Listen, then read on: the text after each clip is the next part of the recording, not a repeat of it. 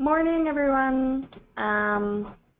We are going to get started now, and if people join in the next few minutes, that's fine. So I'm just going to...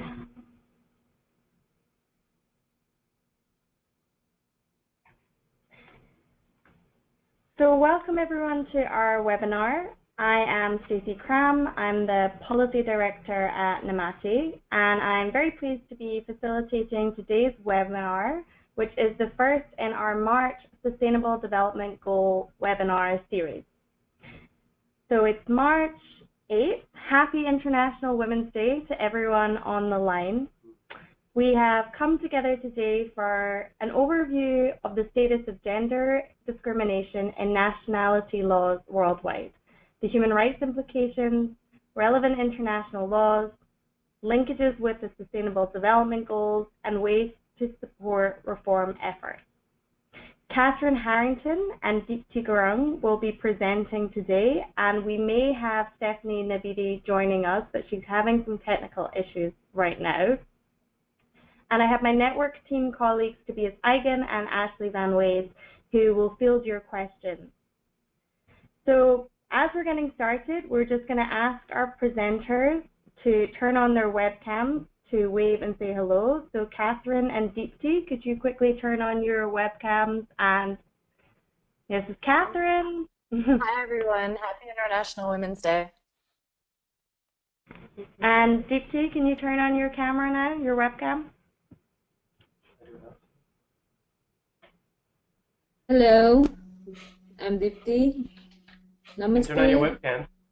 Can you turn on your camera, Deepti? I know you had it on a minute ago, so Yes, there you are. I just did that. Yes. Namaste once again, and I'm Deepti Gurung. Wonderful. And then everybody here in the room. And this is the Nationality staff. Hi everyone. Hi everyone. Hello. And Okay. then Catherine as well. Hi, Catherine. Okay, so if we all turn our cameras off now, that would be great. So before we get too far into today's proceedings, I just have some brief housekeeping for the webinar. Firstly, it's just to take note that this event is being recorded, and we will share the full recording and highlights on our website.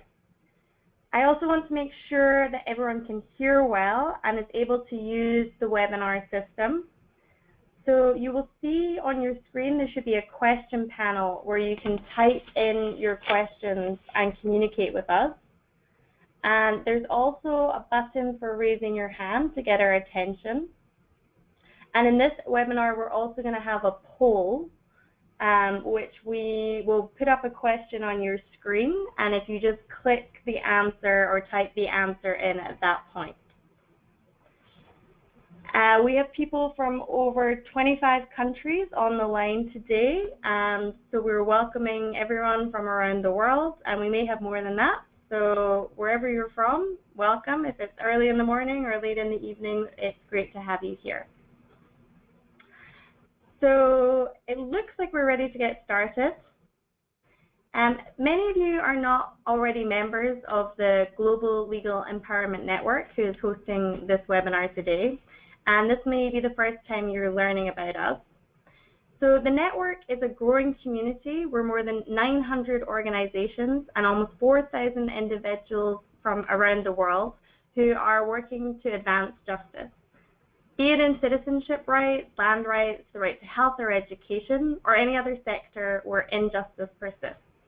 Our members include human rights activists and grassroots organizations, advocates and educators, lawyers, community paralegals, researchers, policymakers, and public servants.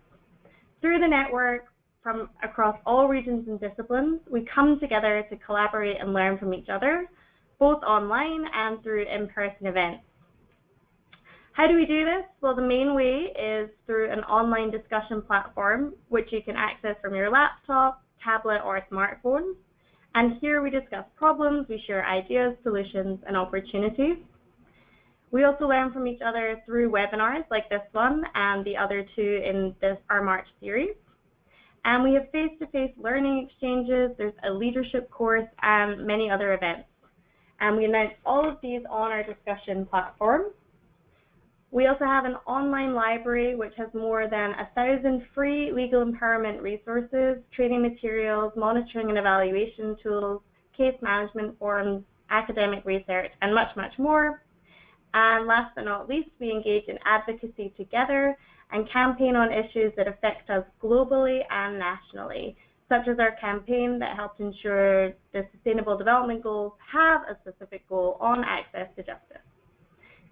You can join the network by clicking this link on your screen that you're seeing right now, or we'll be getting in touch with everyone after the event to give you an invite to join.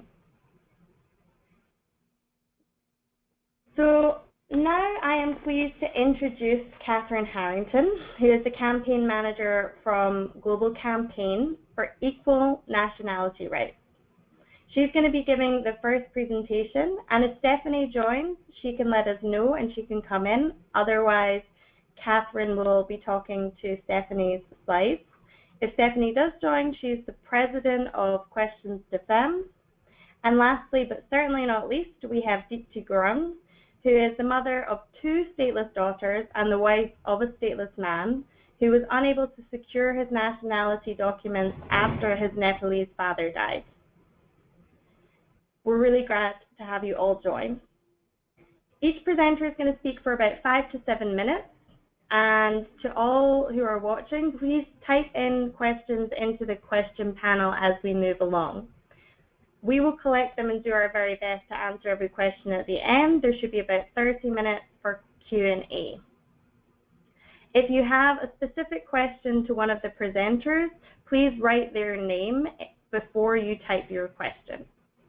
And depending on time, we can also give floor to participants. So if you want to talk via something, please type your question or raise your hand and we can unmute you. So Catherine, I'm going to hand over to you now to get started on your slides. Thanks very much, and thanks very much to Nationality for organizing this conversation. And so pleased to be having this opportunity to talk with all of you about the impact of gender discrimination and nationality laws and the work that the Global Campaign for Equal Nationality Rights and others are doing to support reform efforts. And again, happy International Women's Day. It's a great day to be having this conversation. So just really quickly, the Global Campaign for Equal Nationality Rights was launched in 2014. And of course, reform efforts to secure gender equal nationality rights have been going on in countries across the world for decades and really over a century. But the Global Campaign was started in 2014 to try to align efforts and work across countries and across regions, specifically on this one issue, to try and support efforts so that there are no gender discrimination in nationality laws in any country around the world. So the founding steering committee members, which you'll see here, Women's Refugee Commission, where I'm based, the Institute on Statelessness and Inclusion, the United Nations High Commissioner for Refugees, Equal Rights Trust, and Equality Now. If you go to the next slide. And the mission of the Global Campaign is to support reform efforts to eradicate gender discrimination and nationality laws so that women and men have the equal right to acquire, change, and retain their nationality and to pass their nationality on an equal basis to their children and spouses. Go to the next slide. So I think it's important to note that gender discrimination in nationality laws traditionally existed basically in all countries across the world. This is not something that has its roots in any particular country, region, or religion. In fact, most of the countries that maintain gender discriminatory provisions in their laws today, this is overwhelmingly a legacy of colonial rule, because this type of discrimination in the law existed in the UK, it existed in France, it existed in Belgium, it existed in the United States. And so over the course of the 20th century, most countries enacted reforms recognizing that not only did women deserve equal rights, but that it was in countries' best interest to ensure that their citizens' families had equal access to nationality, that really it's in the country's interest. And we'll talk about that a little bit more in a minute. And so today there are 26 countries that remain where mothers do not have the equal right to pass their nationality to their children. And when people hear about this, is oftentimes shocking. And even people sometimes that are working in the human rights sector, this is not something that people are always aware of in terms of this form of discrimination that exists in the law. And people are like, well, why would this be like that? But if you think about it, and you think about the fact that women in many countries have only recently acquired the right to vote. It was only in the United States later into the 20th century that women acquired the right to vote. That the idea that legal identity derived from the father, derived from the spouse when you got married, is in line with discrimination that existed across the board. So you can move on to the next slide.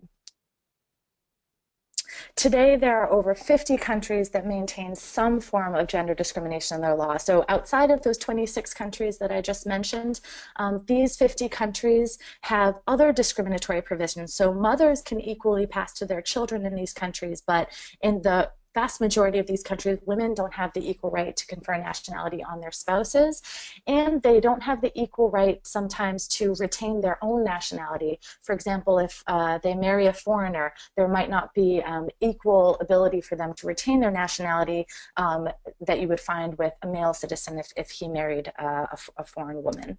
So you can go to the next slide. Now, the way that the discrimination exists in the law, as I just referenced, it has different ways that it can play out. And the ability to confer to children, in some countries, the provisions are different whether or not the child's born inside or outside the country. A woman's marital status it can impact her ability to retain her nationality, to confer her nationality to her children. And in some countries, there are exceptions. For example, if the father is stateless or unknown, where the mother should, in theory, at least be able to confer her nationality to her children. However, even where these exceptions are in place in the law, in many contexts, it's actually rare that they're put into practice because of discrimination by authorities. And so while, if you look at the laws and you look at these exceptions, that's better than nothing. What we're really advocating for is that citizens, regardless of their gender, should have the equal ability to retain their own nationality, to confer their nationality to their children and their spouses. You can go to the next slide, please. So gender discrimination in nationality laws is a clear violation of a number of international legal conventions that the overwhelming majority of countries have ratified. It's in contradiction to the mandate for the right to nationality found in the Universal Declaration of Human Rights. It's contrary to the International Covenant on Civil and Political Rights and the Covenant on Economic, Social, and Cultural Rights. It's in violation of the Convention on the Elimination of All Forms of Discrimination Against Women, which I'll get to in a second, the Convention on the Rights of the Child, and the Stateless Conventions. So if you go to the next slide, please. The CEDAW has a specific article that mandates that state parties ensure that women and men have the equal ability to acquire, change, and retain their nationality, and also to confer their nationality on children. And the CEDAW committee has further clarified in their general recommendation that this mandate also equally applies to women and men's ability to confer nationality on spouses as well. You can move to the next slide, please. So these laws, outside of being in violation of international law, which is, an important thing to talk about, what is the real world impact on individuals' lives? Now, I don't want to get into this in too much detail because we're so, it's so wonderful that we have Deepti on the line today to talk about the impact of these laws on herself and her family. But just to give a quick overview, there are human rights abuses, violations of children's rights, compromised education, economic implications, implications for access to healthcare, and national insecurity. If you move to the next slide, please. In terms of the human rights violations, gender discrimination in nationality laws is one of the leading causes of statelessness worldwide. That's why the United Nations, UNHCR, has played a really active role in helping to advocate for the reform of these laws because they have the mandate for stateless persons. And under their 10-year global action plan to end statelessness, action number 3 is eliminating gender discrimination in nationality laws. These laws, contrary to the thoughts of those who were creating these laws to begin with, they had an idea that by having nationality be derived just from the father, just from the spouse, that this was in theory supposed to provide for family unity, when in fact, when we look at the impact of the laws today, they oftentimes separate families. There are perverse incentives in some of these laws. So if the woman is single, she might have the ability to confer nationality to her children, which can encourage couples, despite the fact that they want to be together, to get a divorce in some countries so that the children can acquire the woman's nationality. When women can't confer nationality to spouses, this can oftentimes make it difficult for fathers and husbands to remain with the family in the country because they can't get access to formal employment, sometimes can't get residency permits. There are also implications for human trafficking. We know that stateless persons are at an increased risk of a number of different types of gender-based violence, including human trafficking. If you go to the next slide, please. Deepti will talk about this more, but there's significant compromised access to education for affected children and adults in terms of accessing higher education. Lack of access to national health care services, along with increased risk to human trafficking. There have been links with child marriage where some families see early marriage as a route to securing the rights that come with citizenship for those children that have been unable to acquire citizenship. And there's also, significant social alienation and psychological damage that can come from this. It creates an incredible amount of stress and hardship for families that are affected. If you move to the next slide, please. So again, just kind of, a range of economic costs, impacts on national security, because these laws create marginalized populations with the country that don't have equal access to resources, don't have equal access to formal employment, and that can really create tension and, despair sometimes amongst those populations that are affected. If you move to the next slide, please.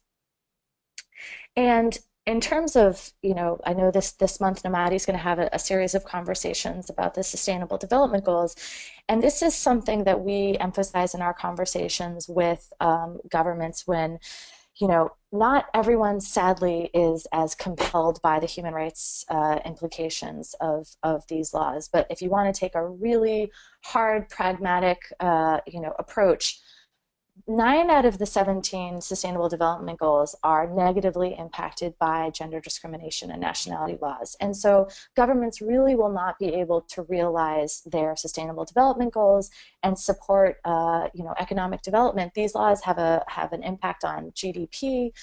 They have an impact on individuals' ability to contribute to their countries. And if you move to the next slide, please. So on that note, I think it would be really interesting for Deepti to be able to share a little bit more concretely about how these impact families, and then I can talk a little bit more about some of the work that's being done to try and support reform efforts. So thanks so much.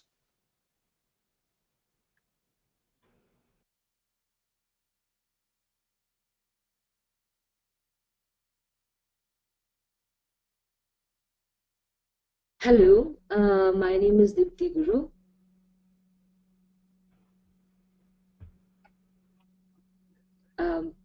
I'm sorry, I think I'm a little confused here.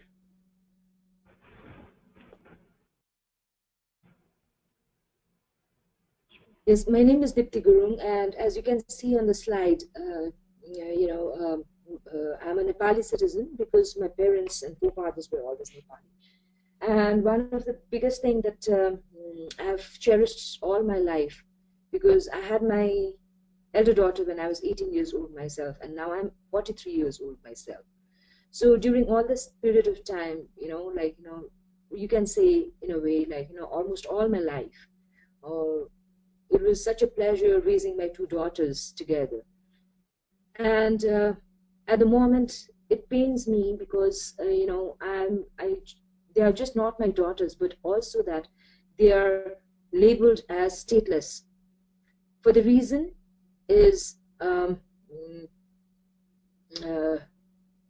me as a woman in my country, I still cannot freely confer my citizenship to my children.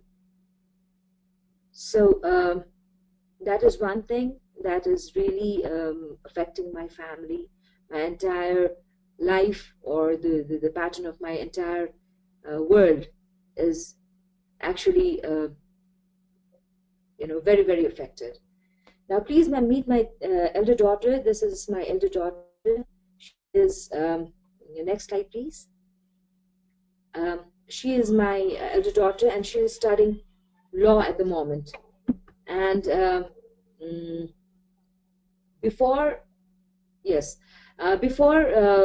she pursued her law career or education, she wanted to be a medical doctor, but then she was very sadly, very unjustly, she was denied of sitting for entrance exam even. But the reason is because since she doesn't have citizenship, and for that she had to produce a father's legal documentation. So that was what barred her from sitting for her entrance. Not her qualification, not her ability, but a piece of paper was much more important for her to qualify for the entrance exam even. So this is what, like, as a mother, I'm going through and I'm facing each and every day with my elder daughter. And then next is my younger daughter. Can we go to the next slide please?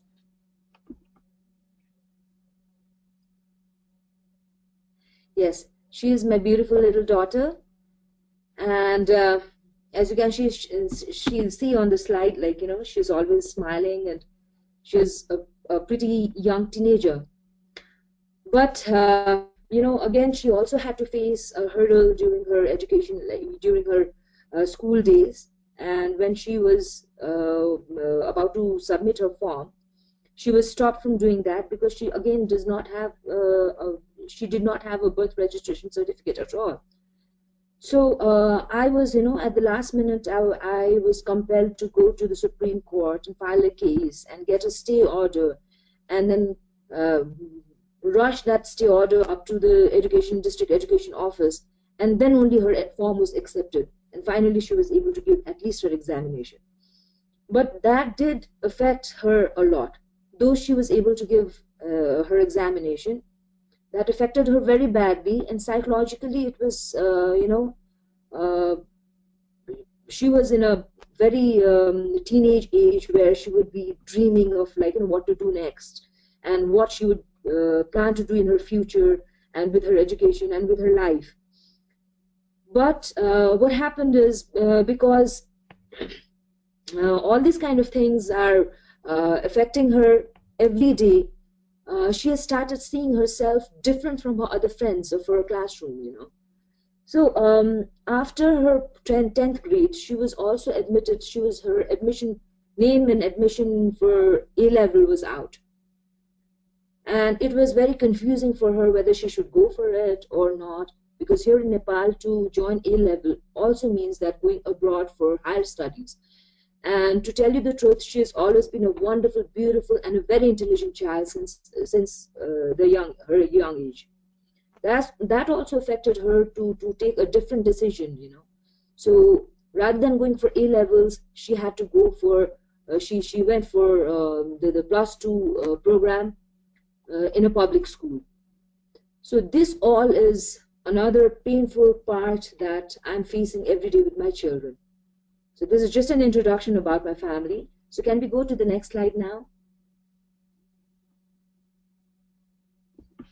This is my husband, and he is a social studies teacher. He's 43 years old, and he teaches in his school, Next slide, please. in a school, he normally teaches students to how to be a good citizen for the country, and how, you know, a person should lead a life as a good citizen. So this is my husband, and the next slide shows you the family of my brother-in-law, his wife, and his little cute boy over there, Noah. Yes, my husband and his brother, they ended up being stateless because their biological father, he died when my husband and his brother was very, very young. So because a young mother taking care of two sons, and the elder son is also a victim of polio, or let's say survivor.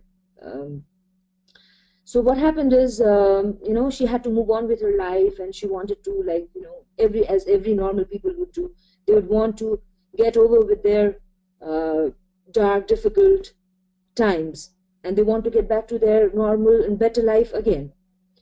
So in that course, she remarried another gentleman again from Nepal.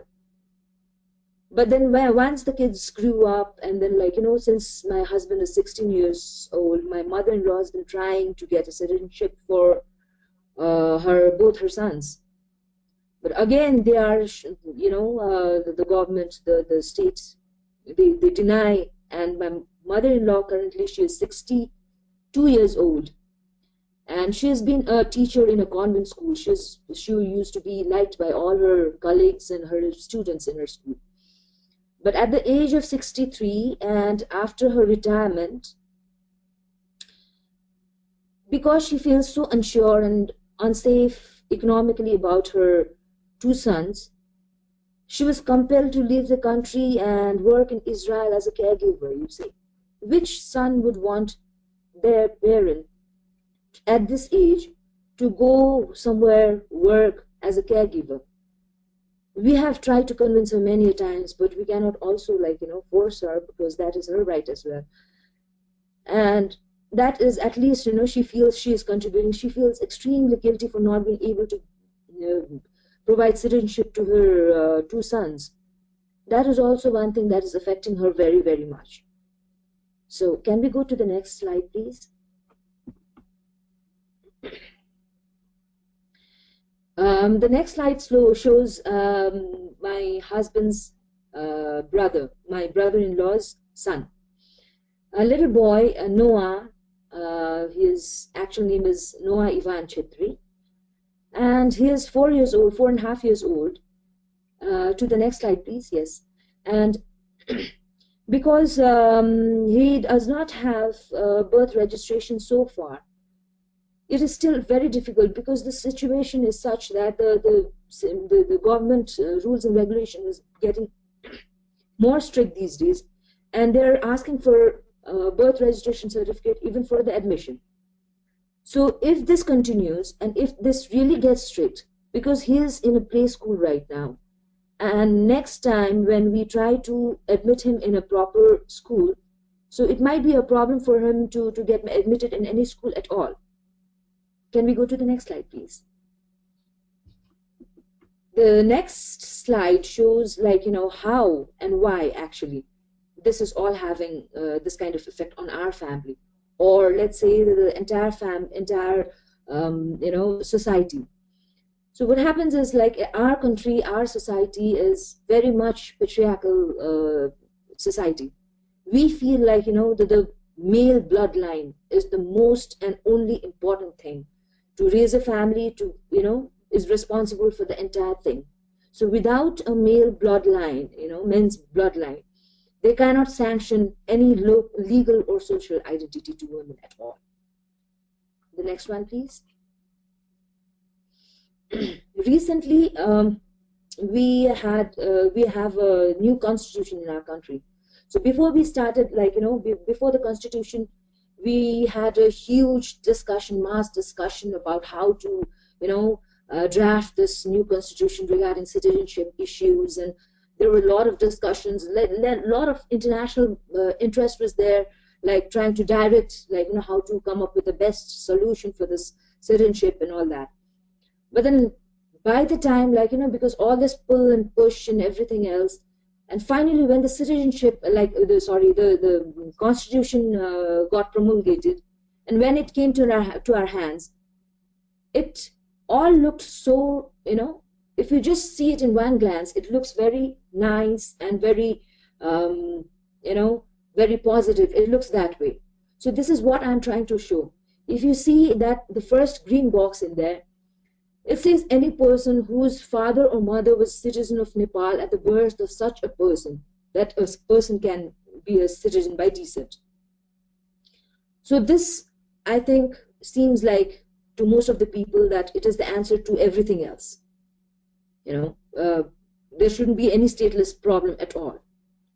And then the next, again, the next second green box, it shows that every child found in Nepal, in whereabouts of Nepal, or whose paternity and maternity is not known, shall, until the mother or father is traced, be deemed as citizen of Nepal by descent. So that means that any people, any children who are found in the territory of Nepal, unclaimed by anyone else, just the children, and who cannot even identify who their parents are, then they are automatically accepted as citizens by descent. So these two lines sounds very, very good, and the statelessness should not be there. Now the next slide, can we go to the next slide, please? The next slide shows the first box in a red box. If you see, this is where the problem starts. A person born to a Nepali citizen mother and having his or her domicile in Nepal, but whose father is not traced, shall be conferred the Nepali citizenship by descent, provided that in case his or her father is found to be foreigner, and the citizenship of such a person shall be converted to naturalized citizenship according to the federal law. So now, as a woman, now just being a woman, just now, this is where the gender discrimination clearly shows. The same thing, if it is done by a male member of the society, this will not be applicable. But just because a woman, a Nepali woman, they try to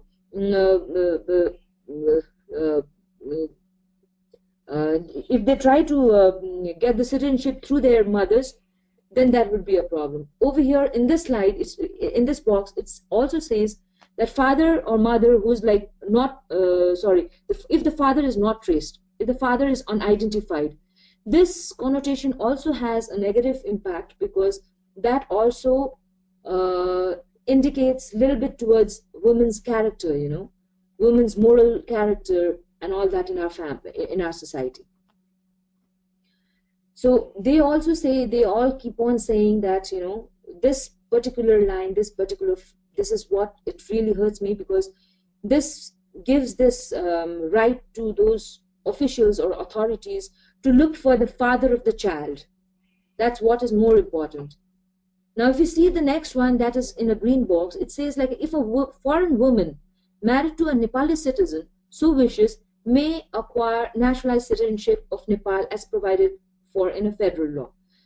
This looks so fine, it's so nice. I mean, this is the most welcoming thing that I myself also felt for, because any foreigner lady is marrying to our Nepali men over here will get a citizenship without any problem at all.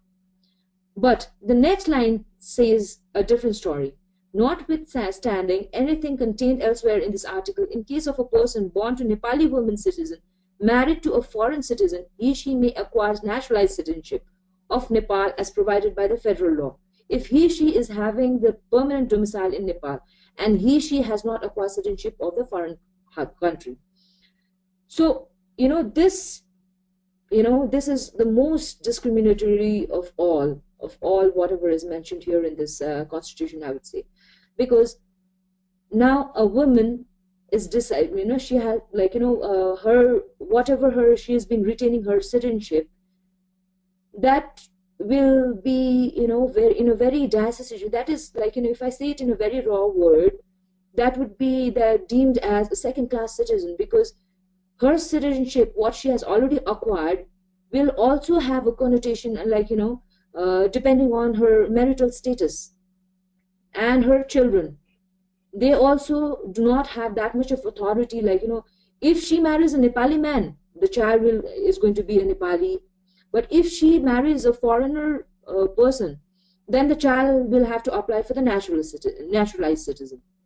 But then this also has impacted to all the single women whose husband is not traceable, or whose husband has given them a divorce or hard time or whatsoever. Or in any case, if a woman cannot produce a husband's document at all, which happened in my husband and husband's case, that the mother, like my mother-in-law, was not able to produce any documentation of her late husband. Even in that case, they are very rigid for not giving citizenship at all. So can we go to the next slide, please? Now, what they cite is cross-border marriage. So can we go one more step? Yes, normally what happens is, like, whenever we had discussion on the platform, whenever we demanded of this kind of rights to confer our citizenship to our children, we are always being pushed by saying that if citizenship is given through mothers, if this is allowed, then the entire nation, we have one big, huge nation with one of the maximum population in the world, China, and then the second largest country as India. So their thinking is that if you allow citizenship through mothers, all the women here in Nepal will be, taken away by the men of these two countries. I know it is very ridiculous, but it doesn't mean that, like, we Nepali women are waiting for any foreigners to, like, people from across the border to come and marry us. It doesn't apply that. But at the same time, that's how they have been spreading xenophobia in the name of politics. And the politics that is, those people who are very naive, they're very, like, very busy in their daily life, spreading such kind of xenophobia, spreading such kind of false fear to the people is making it even more worse. So through this, they're also trying to impose that in case that such kind of thing happens, like, people from India and China come here in Nepal and then start having their own, especially men, of course, and then have their children here in Nepal, then the bloodline of Nepali, the pure Nepali blood, that will be demolished from the face of the earth. That's what the fear, psychosis that they're working on. So can we have the next slide, please?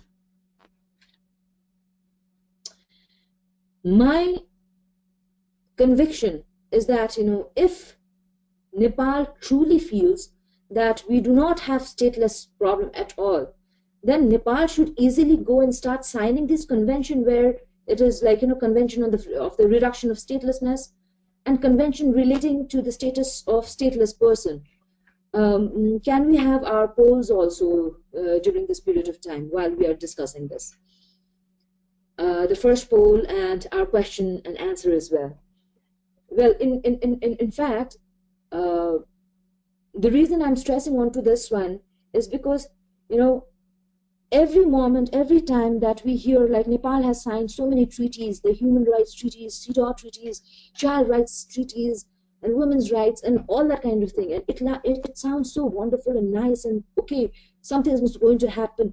Then when I dig a little bit into it, and I found out that Nepal has never agreed to sign the Convention on the Reduction of Stateless, there I could feel it, what the real intention is all about. So my concern is, has the effort, by international community been able to convince Nepal's government or state to sign these conventions, which is so much important. Me being a family member of a stateless family, here I feel like, today we are all facing all this problem because my country has not been true to people like us. And this is all because, like, they've been trying to act very, dual personalities of sort of. They would go to the international community. They'll try to convince them and say like, everything is well and good and we are doing everything fine. Whereas when they come back home, their language is not the same. So for that reason, to make them stick to their word, to make them stick to what it is really, So I think it is very, very important for us to pressure for this conventions. So now I'm going to go to the next slide. Citizenship in the name of mother is, the international community that they've been sending recommendations. As we all know that, when the country, a state party does not comply with the, can we go to the next slide, please? And yes, the not complying party, the not complying state is always sent recommendations to that state to how to improvise their law and order and all this kind of things. But it seems to me that it's been so many, I think 5 years or more than 5 years, the CEDAW committee has been sending so much of beautiful recommendation, if you can see that on the screen, But then what does our state party do? What does the state party do with all those recommendations in their hand? I don't see any response. I don't see any difference.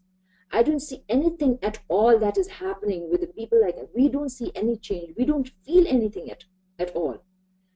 So for the reason is, if you really dig a little bit into it, if you see what is like being stateless itself, is all because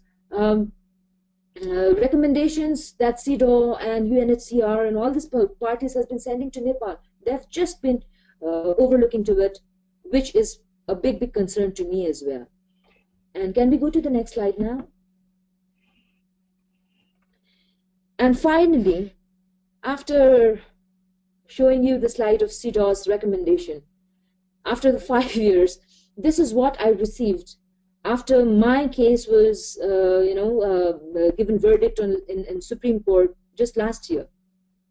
Finally, I got a birth registration certificate for my 2 daughters.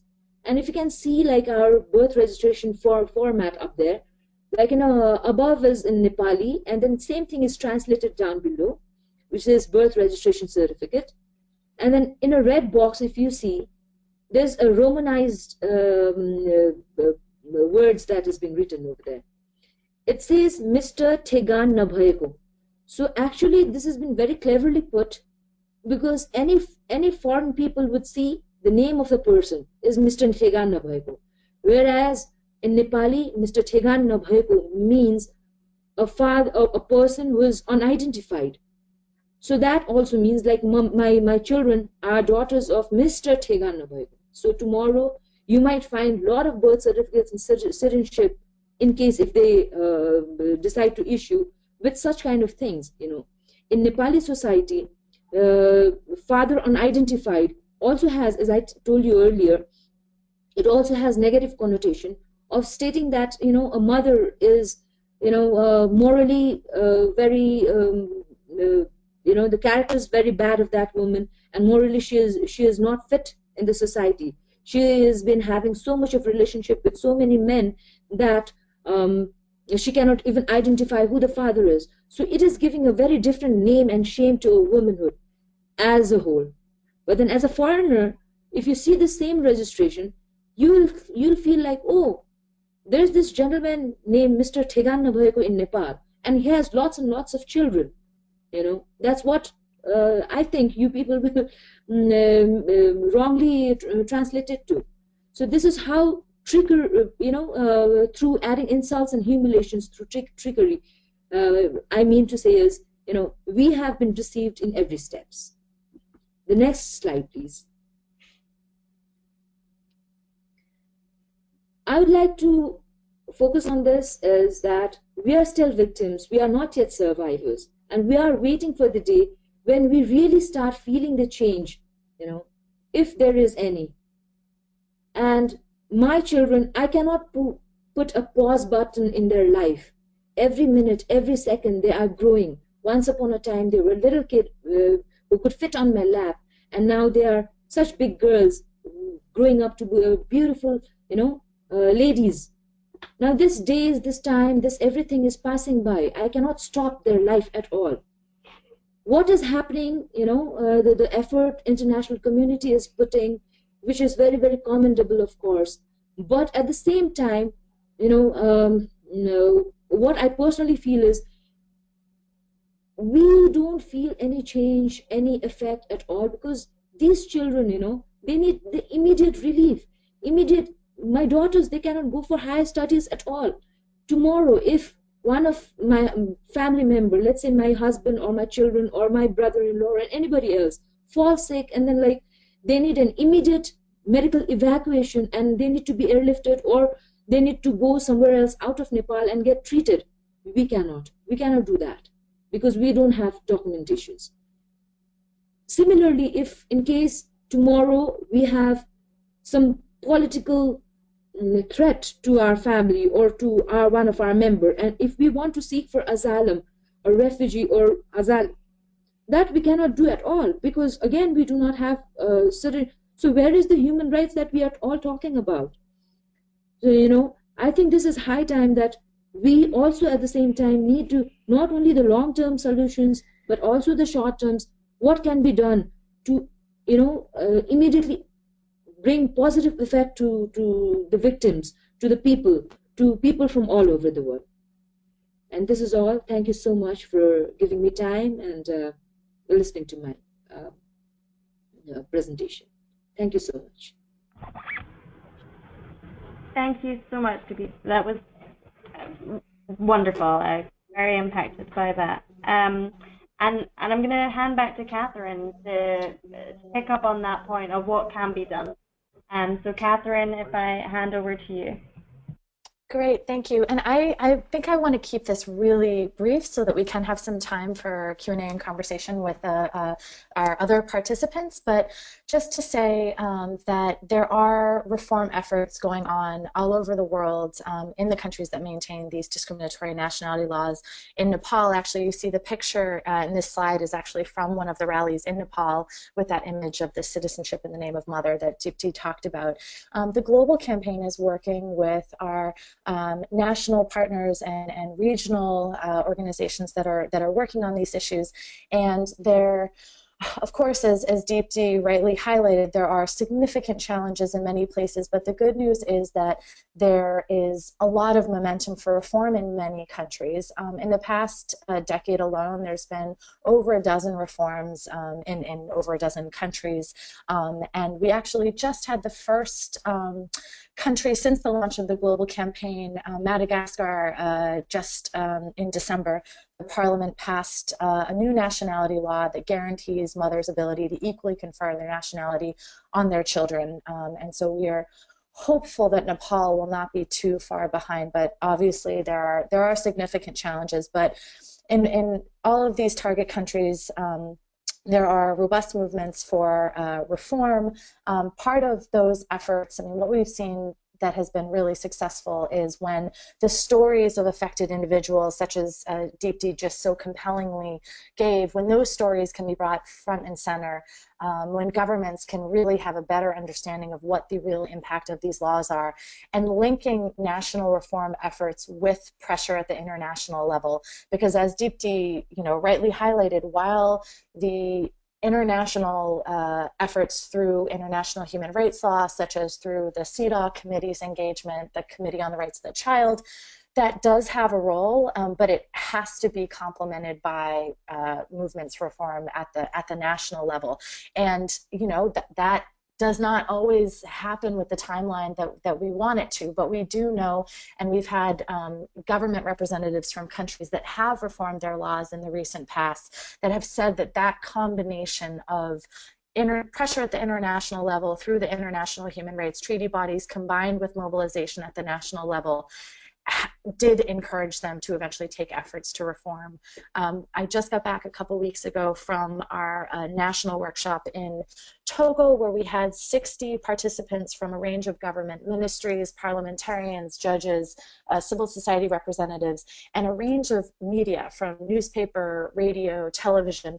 And that also is a huge a very important strategy is to engage the media, not just in things such as press conferences, but to train them as well, so that they really have a better understanding of these issues.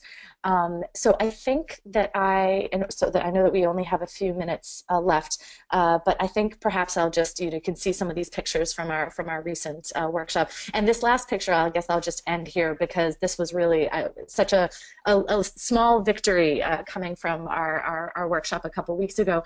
After including a number of media representatives in our workshop with government representatives and civil society, the evening after our press conference, the woman sitting in the center is the host of this weekly show, and she brought on an affected person, a woman who's married to a foreigner, whose children don't have and husband don't have Togolese nationality, the director of the Nationality Directorate of Togo, and the president of our national partner, to talk about this issue and take call-ins from audience members across the country. They had an over an hour-long discussion. And so shining a light on this issue, while again the change isn't always as quickly as we want it to be, as more people understand the injustice that exists because of these discriminatory laws, we do see momentum for reform. And so I'll leave it there and would love to hear any questions and comments from the audience. Okay. That was fantastic. Thank you again to both of our presenters. So we have a few questions, but I can encourage everyone who has additional questions to type those into the box right now. The first one comes from, it's a question about the media. And the question is, as a journalist, I'd be curious to know what the most undercovered issues are as a part of this. So I don't know whether Catherine or Dikti, you can speak to some of the most undercover issues that a journalist could look to explore. Well, I think it really depends on the country, whether or not it's the national media or covering this from kind of an international perspective. I think that one of the areas that we're really looking can get more and more emphasized, and that I think when governments hear this, their ears perk up a little bit more, and that is the implications for countries' development, the ways in which this actually inhibits countries, it prevents citizens from contributing to their country's developments, and the linkages with the Sustainable Development Goals. There really hasn't been, to my knowledge, a piece yet that has really looked at the links with the Sustainable Development Goals. And of course, if there's any interest in covering that, I'd be more than happy to go through that in more detail. The Global Campaign is actually in the process of creating a short advocacy guide. It'll just be like a 2-pager that provides a quick summary of each of the Sustainable Development Goals that are impacted. Because while you have the structural goals such as eliminating discrimination against women, and there's a clear link here, when you look at all those different, whether it's access to education, formal employment, housing, one of the things that we didn't talk about here is that the inability to pass family property to children and spouses. And I know Deepti is well aware of this. Another woman who's been active in Nepal on this issue as well, I had a conversation with her a few months back, and she said to me, I'm afraid all the time. She said, if anything happens to me, She wants to. Oh, sorry, I thought we were muted. my children and my husband can't acquire our family house. They can't have our land. So anyway, maybe Deepti has some more thoughts on that. Yes, Catherine, thank you so much. Well, yes, that's true. Like, the limitation, the limitations that we face every day is limitless. It is like, that is one thing that we've gotten for free, I think. That every step that we take, we always face challenges such as property right, bank account, and not even a scooter. My husband, he rides a scooter up to his school to commute to his office every day. But he always has to run away or hide from the police because but he's an excellent scooter rider. He never drinks and drives. He does everything else as a good citizen must do in this country. But then he has to run looking at the police in the distance and run as a fugitive all the time. It doesn't mean, it doesn't, feel good at all.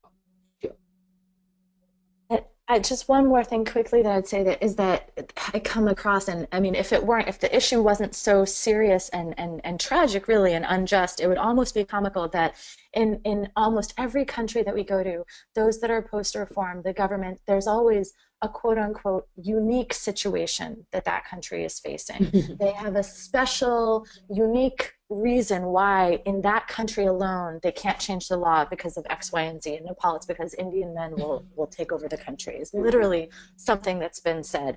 And I think if a piece looked at the fact that these arguments are actually kind of universal across the board in target countries, and that these justifications are actually not unique at all.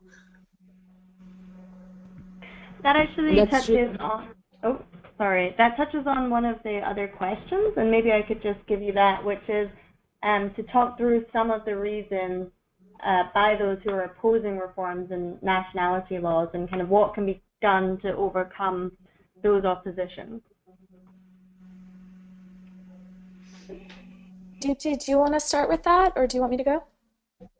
I think, Catherine, you should start it and I'll follow you. Sure. So, well, one of the issues is kind of quote unquote security / political, like I mentioned with the case of Nepal. And really, without getting overly, I guess, gender and academic on International Women's Day, but they really get to the heart of kind of patriarchal mindsets and women's unequal status in society, because this idea that letting in foreign men, that the children of foreign men and national women will obviously more embrace the identity and the national allegiance to the father's country, which of course isn't the case.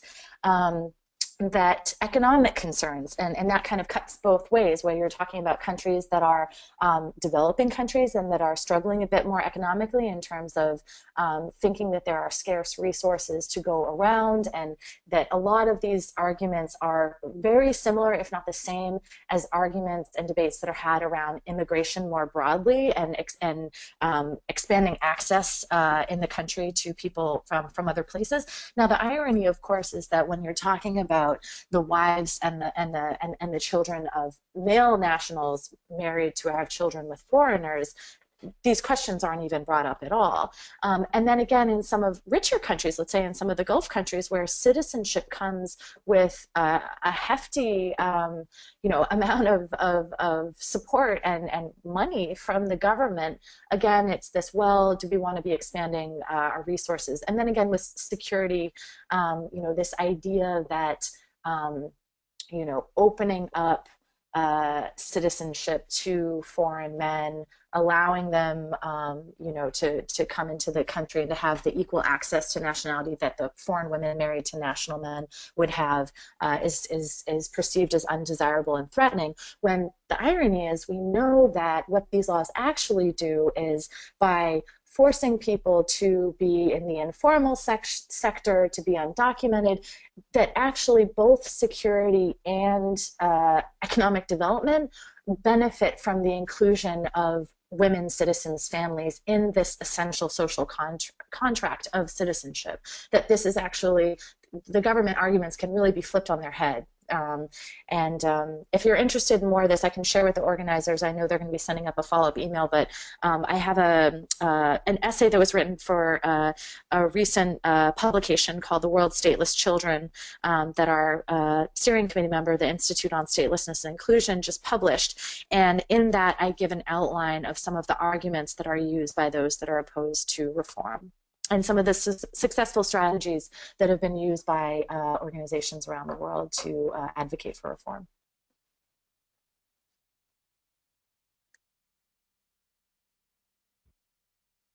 Deepti, do you have anything that you want to add? I know we're just coming up to time, but if people are willing to stay on the line, we're happy to run just for a few more minutes to allow for a few more questions to be answered. Deepti, do you have anything to add from the Nepali experience of what excuses or arguments are being used? Or another question that we have had is around long-term and short-term goals. The question is, international organizations working for statelessness have both long-term and short-term goals, but shouldn't they focus more on short-term goals, providing immediate relief to affected persons before focusing on the long-term goals? So if you want to speak to the last question or to that second question, that'd be great to hear. I think the best would be, like, I'd like to add a little bit more what Catherine just said a while ago. Yes, the excuses are immense. The excuses are, I mean, like, you be it from, like, the male bloodline point of view or the security point of view or anything as such. Like, at the core, it definitely is that that ruling mentality of a male psychology. That's what it is actually. They do not want to leave that little bit even.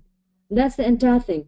Because you see, last time when we were putting up this protest, they were citing it to the security of the national security, etc., etc., etc.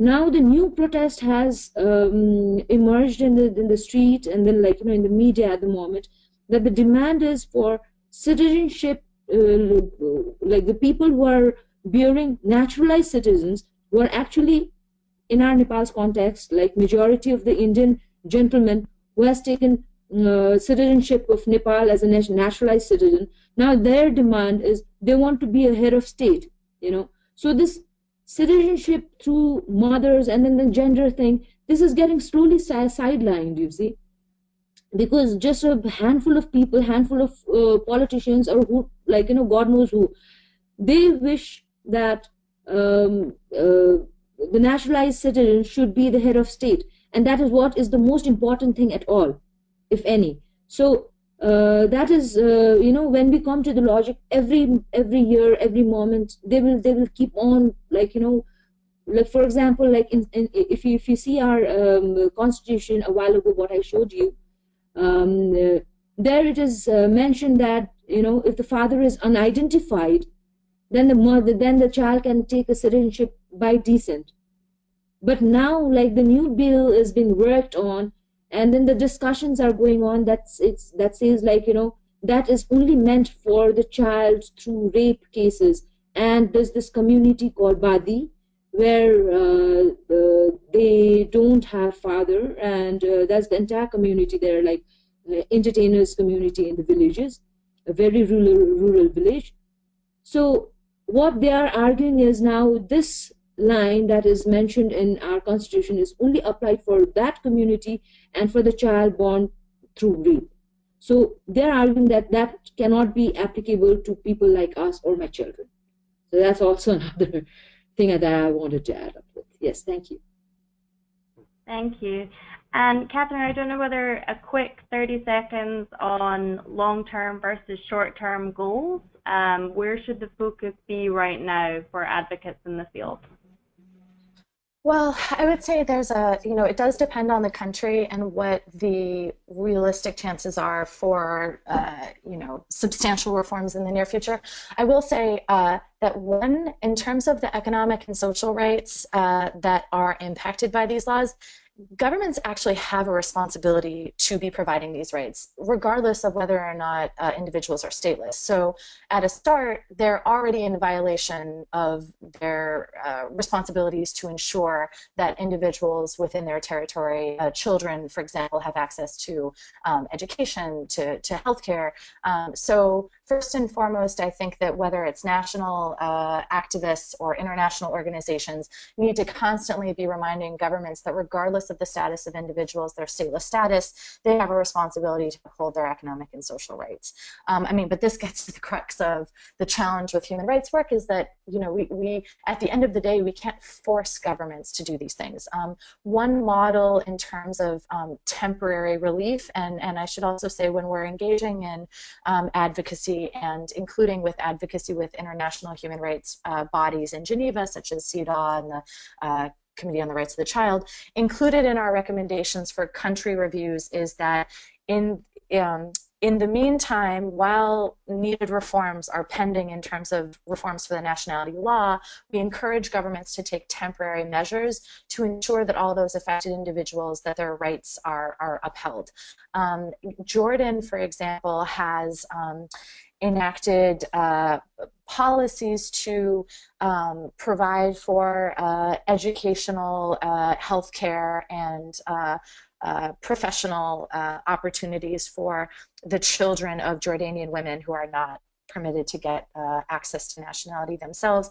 The challenge here again is that even when sometimes these temporary measures are put into place, they are not often implemented to the degree that we would like to see them. And we see that in Jordan as well, that there's some implementation, but it's not across the board. So I definitely agree with Deepti that temporary measures need to be taken and governments need to be constantly reminded of these obligations.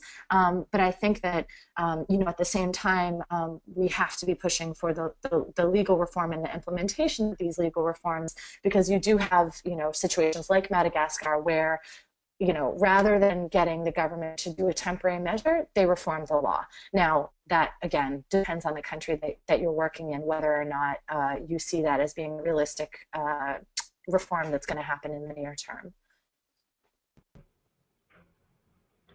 That was great. I'm just going to give a final minute to anyone who's been listening to the presentation to add any contributions that they might like to make. So if there's anyone who wants to react, please raise your hand and state your name and organization, and then make your interventions. But really try and keep these to just a minute, if possible.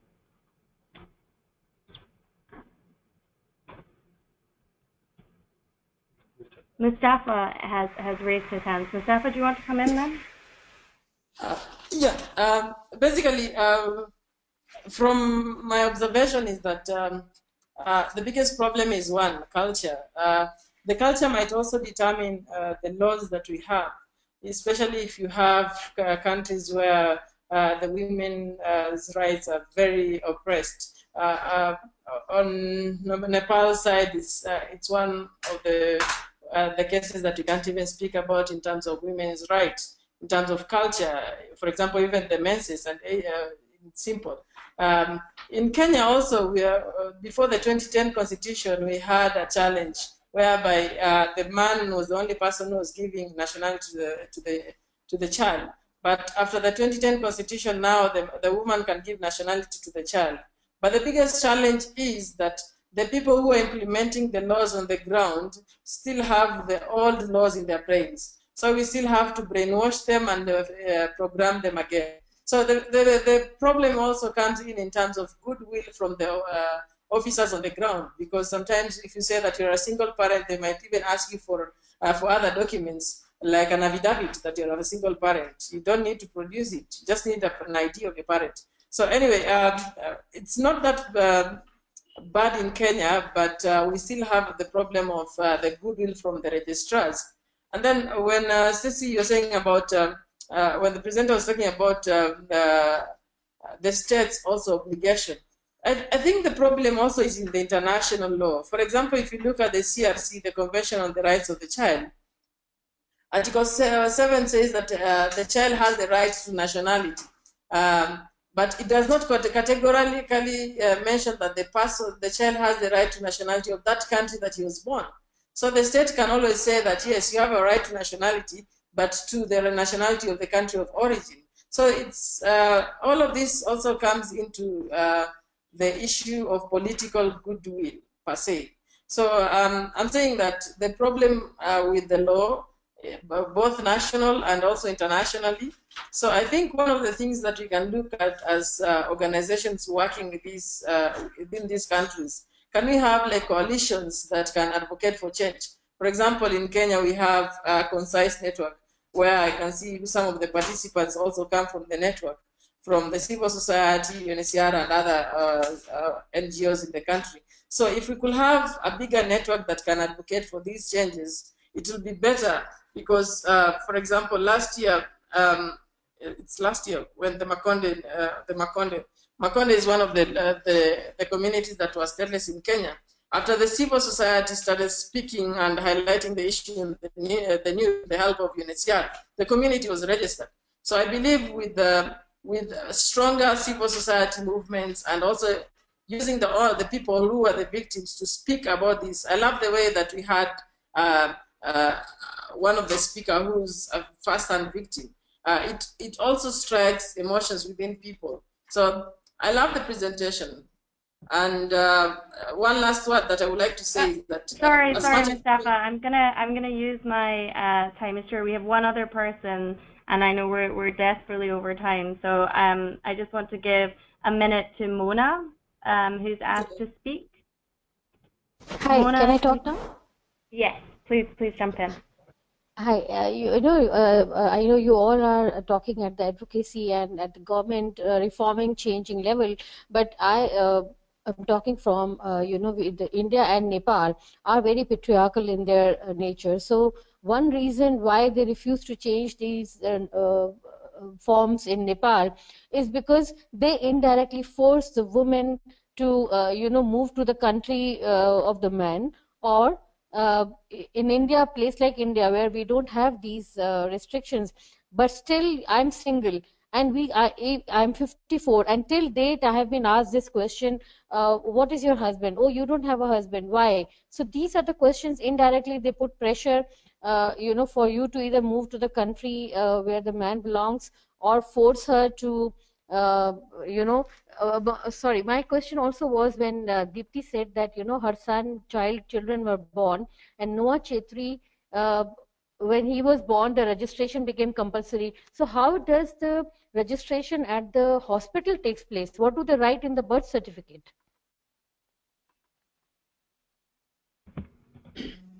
Deepti, do you want to answer Yes, that as a final question? Yes. Yes, that's right. In hospitals, the paper, that yes, the child is born from so and so father and so mother. But then with that paper, you have to go to the ward office and register the child's, child's birth certificate.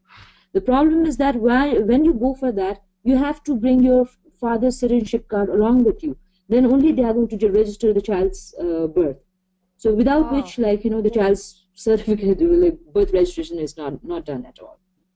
That so is your father's mother moved from some other country to Nepal? No, my father and forefather, they were always here.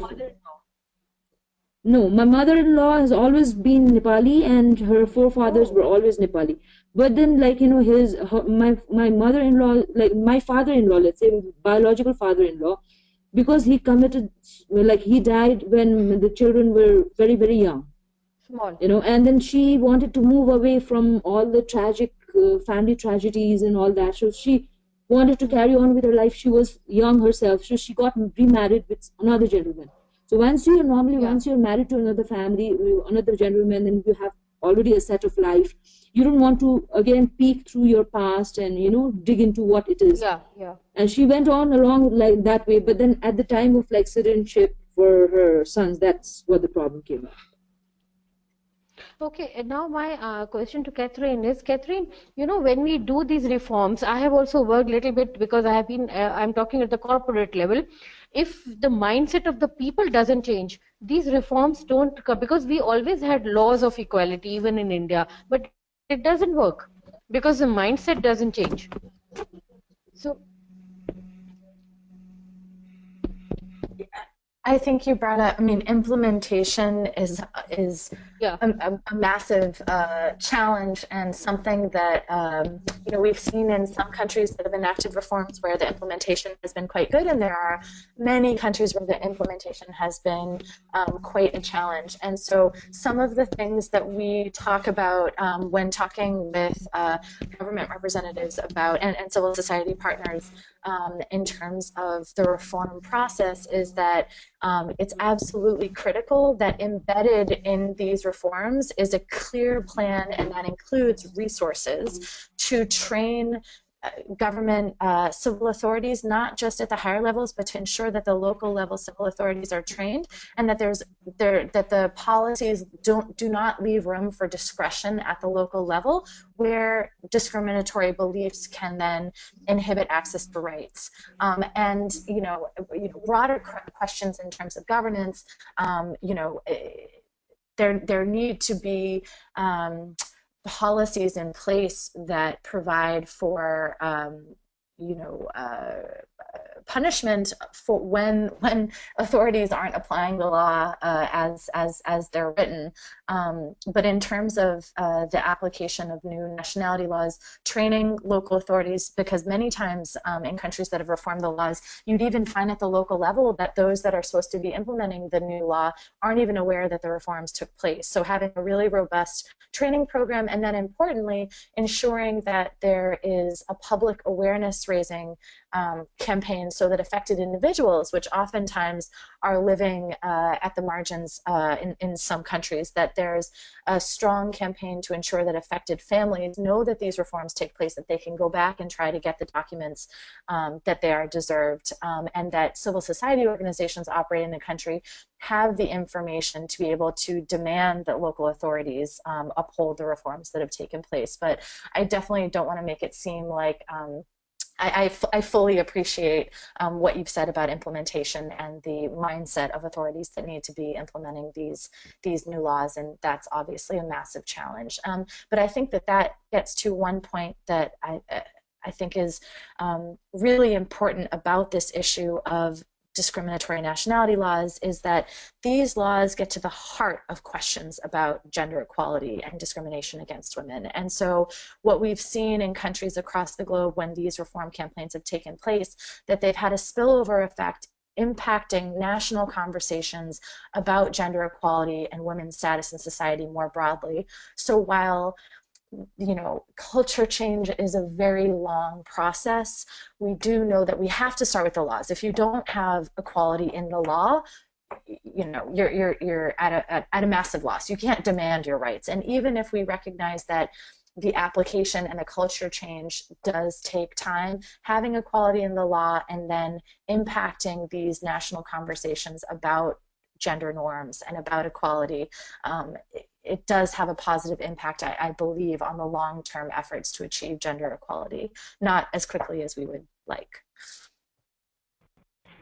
Great. And Mona, I would encourage you to also look at Namati's own citizenship program. We use community paralegals to really help with the implementation of laws and policies. So there's some really interesting examples of our work there, and I would speak more of it, but we are grossly over time. So I'm going to wrap up now and thank everyone for joining. If you have enjoyed today, we've got 2 more webinars in March, the following 2 Wednesdays, which will focus on the SDGs, but also really tackle that question around implementation. How can we start to move some of these reforms and use other international processes or national processes? So I would encourage you to sign up. We will send the links out. So I'm just going to say thank you again to Ashley and Tobias from the network team who've been fielding questions for you all. And a huge thank you to Catherine and to Deepti who've joined. It's been incredible to hear your experience. I'm feeling very riled up myself. And on this International Women's Day, even more dedicated to fighting for the citizen rights of women. So I would like to thank you both for inspiring me and all of the other people who have been on this call. As I said at the start, this is being put on by the So I thought someone was jumping in there. So yeah, as I said at the start, this has been put on by the Global Legal Empowerment Network. We're going to be continuing this conversation on our community platform. There will be a link sent round which will have the presentation, a summary of the presentations, the slides, and we can continue the conversation. And I really hope that we can continue the conversation there, because there's so much richness and so much more to speak on this issue. So thank you again to everyone. Thank you, Deepti. Thank you, Catherine. And goodbye. If you guys want to say a final farewell, that would be lovely. Thank you. Yeah, thank you so much, Ashley, and thank you, Catherine. Thank you all the participants for giving me this, platform. And again, like from us, from the family of Stateless, I would wish you all a very, very happy Women's Day. Thank you. Thank you again. Thank you, Namati, for organizing this, and thank you for all the participants for engaging in this discussion with us. And Deepti, thank you so much for all of your tireless efforts.